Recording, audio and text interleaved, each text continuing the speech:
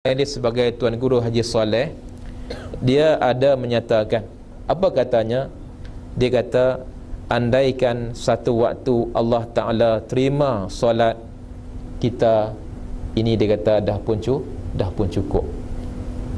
Masalahnya kita tak tahu. Kita tak tahu kata kita solat tu Allah Ta'ala terima.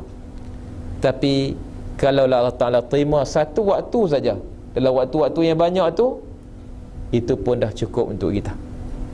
Tapi oleh kerana sebab kita tak tahu, maka kita pun kena solatlah. Oleh kerana kita tak tahu mana satu amalan ibadat kita diterima oleh Allah Ta'ala, bermakna kita pun kena beramallah banyak-banyak. Sebab itu kita kena beramal ni, sebab kita tak tahu mana satu amalan kita yang banyak-banyak ni Allah Ta'ala terima. Boleh jadi sekarang ni duduk di sini Allah Ta'ala tak terima. Boleh jadi terima bila? Waktu nak keluar nanti. Nak keluar nanti itu jumpa dengan kasut, ada tolong ambil kasut kawan, tolong kat dia, tolong dia, tolong suar kasut dia. Boleh jadi dengan sebab kita tolong dia tu, itu merupakan amalan yang Allah Ta'ala terima. Oleh kerana tak tahulah, maka kita ni dituntut supaya sentiasa memperbanyakkan amalan kepada Allah Subhanahu wa Ta'ala. Dan dikendak dengan salat al-wusta itu, iaitu sembahyang asar. Dikatakan di situ, dan dia kata dikehendak dengan salat al-wusta, iaitu sembahyang asar. Kita berhenti setakat tu. Wallah subhanahu wa ta'ala a'lam. Saya buka soalan kalau ada.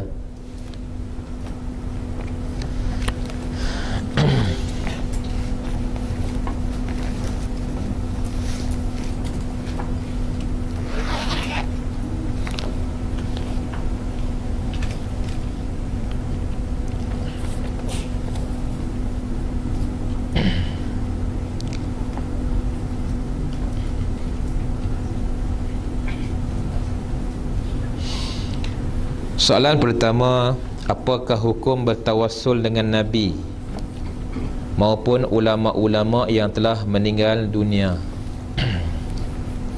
Okey. Tawassul Allahumma bihaqqi nabiyyika, Allahumma bihaqqi Syekh Abdul Qadir Jailani.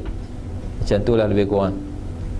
Ya Allah, dengan berkat kedudukan Nabi Muhammad, ya Allah, dengan berkat kedudukan Syekh Fulan bin Fulan, aku memohon kepadamu ya Allah. Itu dikatakan cara bertawassul.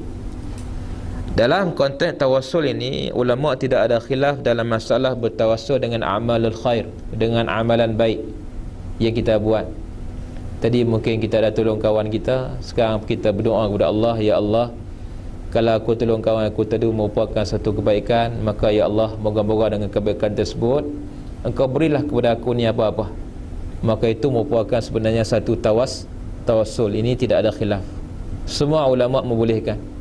Sama ada kaum tua, kaum muda, Wahabi tak Wahabi kah, semua dibolehkan. Ini tidak ada khilaf. Ibn Taymiyah pun tak ada khilaf, membolehkan juga. Dalam kes bertawassul dengan Nabi Muhammad sallallahu alaihi wasallam juga, ini juga tidak ada khilaf. Tetapi ada sikit khilaf yang berkaitan dengan bertawassul dengan para awliya, dengan orang-orang soleh. Ini ada khilaf lah. Di kalangan Ibn Taymiyah dan sebagainya, mereka tidak membolehkanlah. Tetapi di kalangan majoriti ulama-ulama Islam, itu tetap dibolehkan. Kata guru saya, salah seorang ulama yang meninggal dunia, yang pernah mengajar di Masjid Al-Azhar, iaitulah Syekh Muhammad Zaki Ibrahim. Dia ada mengarang sebuah buku yang berkaitan dengan tawassul ini. Dia kata kita bertawassul dengan mereka ini bukan bertawassul dengan jasad mereka. Kita bukan bertawassul dengan batang tubuh mereka, tetapi kita bertawassul dengan suatu makna yang kekal yang ada bersama dengan mereka. Maka makna yang kekal yang ada bersama dengan mereka itu ialah iman mereka, ialah amal soleh mereka. Maka iman dan amal soleh ini merupakan sesuatu yang kekal di sisi Allah Subhanahu wa Ta'ala. Maka dengan sebab itulah kita menggunakan ini lalu kita pun bertawassul dengan menggunakan iman dan amal soleh mereka, maka kalau begitu keadaannya, maka itu tidak ada sesuatu yang dikatakan tidak dibolehkan. Bukan bermakna bertawassul dengan jasad mereka telah pun hancur dulu, tapi amalan soleh yang mereka lakukan dahulu tetap ada dalam pengetahuan ilmu Allah Subhanahu wa ta'ala. Maka kita pun menggunakan bahasa dengan kedudukan dan maqam mereka, maka kita pun berdoalah kepada Allah Subhanahu wa ta'ala. Kita minta pula bukan minta kepada mereka, tapi kita minta kepada Allah. Jadi dalam konteks macam tu, maka ramailah ulama yang membolehkan tawassul dengan para awliya ataupun dengan ulama-ulama, orang-orang saleh yang telah meninggal dunia ini. Baik, itulah di antara hujah-hujah yang dianggap sebagai yang mudah lah.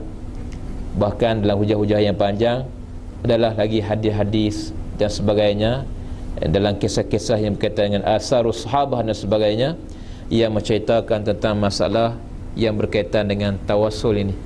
Sebab Nabi Muhammad juga pernah bertawassul dengan siapa? Dengan Abdullah, dengan Abbas bin Abdul Muttalib dalam masalah yang berkaitan dengan sembahyang istisqa.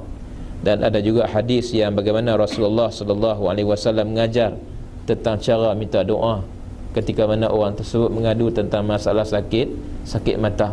Ini berkaitan dengan hadis-hadis yang ataupun asar yang diriwayatkan di kalangan ulama-ulama Islam. Yang kedua, apakah hukum melakukan solat sunat walhal solat fardu yang ditinggalkan pada waktu dahulu belum habis diganti? Yang hutang mesti ditunaikan dahululah. Kalau nak sedekah tapi hutang masih ada, boleh tak? Tak betul ya, tak betul sangatlah. Sedekah ya, rajin sedekah tapi hutang tak bayar pun, betul tak? Tak betul lah. Samalah juga solat wajib itu merupakan hutang kepada Allah, wajib dilaksanakanlah, tapi dalam masa yang sama dia rajin pula buat solat sunat. Dalam kes ni apa hukum melaksanakan solat sunat ini? Maka kalau kita buka kitab-kitab fiqh, orang itu di antaranya jawapan ulama fiqh, mereka mengatakan orang yang melaksanakan sunat solat ini, mereka berdosa kerana apa? Bukan kerana mereka bersolat. Solat itu tidak mengapa, solat itu dihukumkan sebagai sah. Orang yang masih ada solat qada, dia melakukan solat sunat, solat sunat yang dia lakukan itu tetap dianggap sebagai sah. Cumanya perbuatan dia melakukan solat sunat itu dianggap sebagai haram.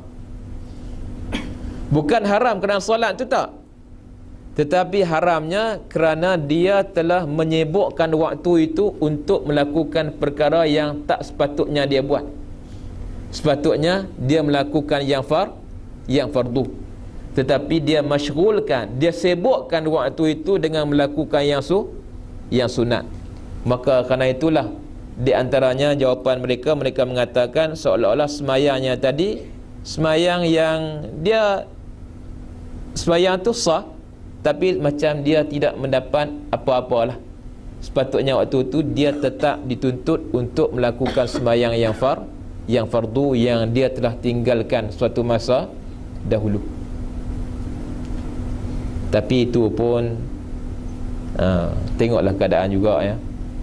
Jadi ulama-ulama kita dalam masalah ni kadang-kadang mereka juga kalau nak mengambil pendapat yang keras adalah di kalangan guru saya mengatakan haram. Memang haram pun. Haram itu bukan kerana perbuatan tu, bukan kerana solat tu tak, tetapi kerana menyibukkan waktu itu dengan sesuatu yang tak sepatutnya dia lakukan waktu itu. Sepatutnya dia melakukan yang fardu, tapi sekarang ni dia buat yang sunat. Cuma kalau kita bagi jawapan haram-haram terus itu, nanti bulan puasa jadi masalah jugalah. Ramadan nanti tak ada orang nak sembahyang tarawih. Tengok satu kampung semua pakai tak sembahyang tarawih. Kenapa ni? Dia kata kami ustaz nak sembahyang tarawih macam mana? Semua kami ni pakai ada qada lagi. Jadi cara mudahnya kita lebihlah menasihati masyarakat kita supaya mereka itu ialah bila-bila masa pun silakanlah mereka itu melaksanakan sembahyang sembahyang qada terlebih dahulu. Wallahu a'lam.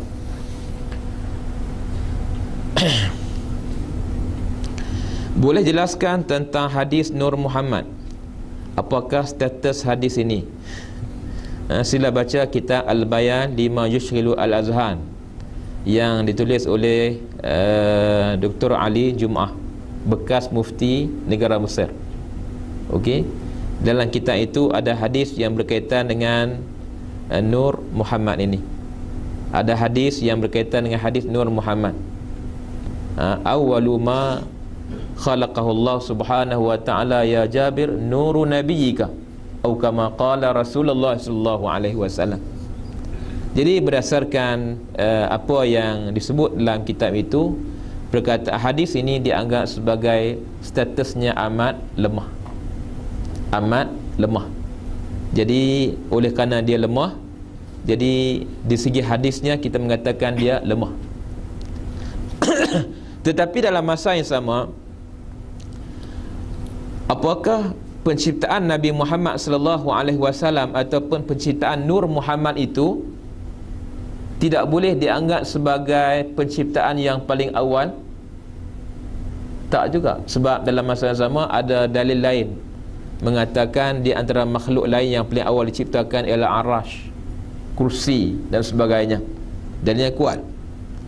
Maka ditafsirkan oleh sebahagian ulama, kata mereka yang paling awal diciptakan tidak boleh dinafikan makna ialah nur, dengan makna dengan bahasa yang lain yang berkaitan dengan cahaya yang paling awal itu ialah cahaya Nabi Muhammad sallallahu alaihi wasallam.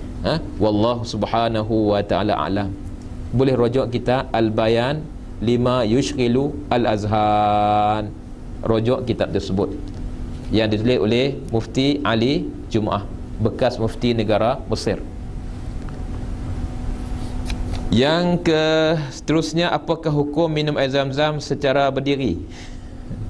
Harus hukumnya, bahkan sunnah mengikut sebahagian pendapat ulama, ketika mana berada di depan telaga zam-zam di dalam Masjidil Haram.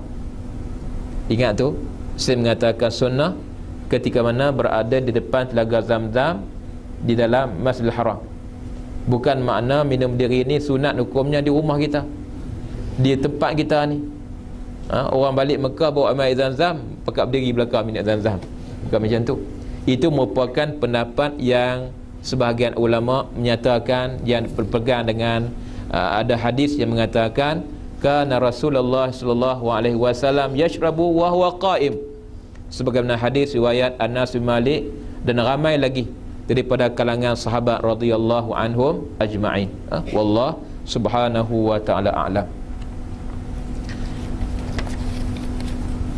Yang ketiga, yang seterusnya, apakah hukum seseorang melakukan haji yang dikawal sekelilingnya tentera-tentera bagi memudahkan urusan haji supaya berjalan dengan lancar pada zaman ini? Adakah sah ataupun tidak? Silakan nyatakan dalil, sanad dan hadis yang berkaitan. Wallahu a'lam lah.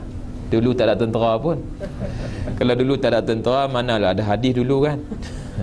Tapi dalam kes ni, kalau ada orang kawal itu tidak ada masalah. Baguslah kita melaksanakan ibadat dalam keadaan yang terkawal yang macam tu. Sebab memang pun Masjidil Haram ni sebenarnya suatu masjid yang pernah diserang beberapa kali.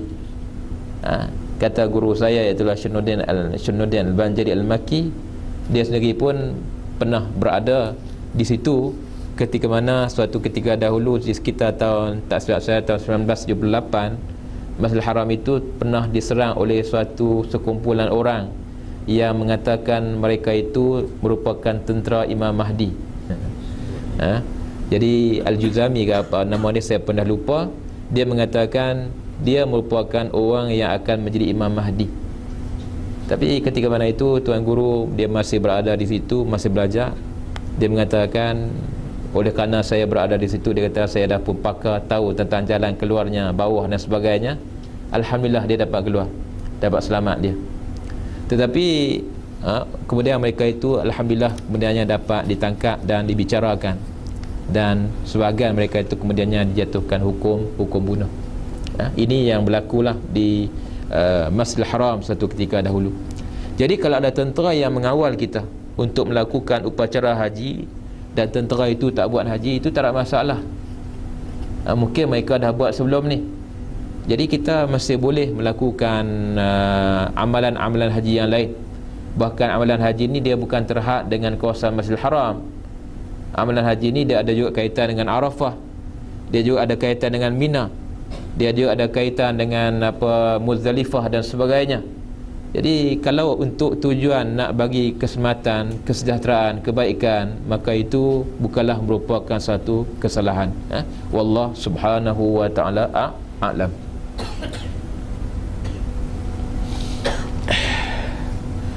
Bismillahirrahmanirrahim. Allahumma anfa'na bima 'allamtana birahmatika ya arhamar rahimin.